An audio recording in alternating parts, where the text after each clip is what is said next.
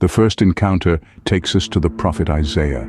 As he entered the temple, the expanse of God's glory overwhelmed him. "I saw the Lord high and exalted, seated on a throne," he proclaimed.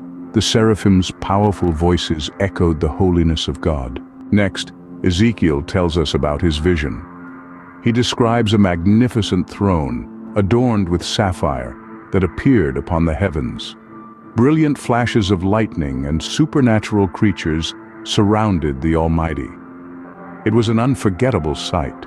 In our third account, we journey to the New Testament, where Stephen, a faithful disciple, was stoned for his beliefs. However, in his final moments, he witnessed an extraordinary vision of the heavens opening. "I see heaven open and the Son of Man standing at the right hand of God," Stephen declared. An undeniable glimpse into the divine realm. Now let us explore the account of John the Apostle, exiled on the island of Patmos. In a revelation, he experienced the throne room of God.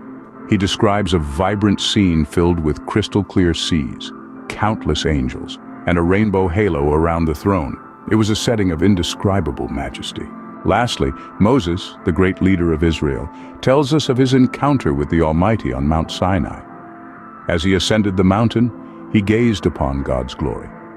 The Lord spoke to him, revealing glimpses of his character and purpose, forever changing Moses and the course of history.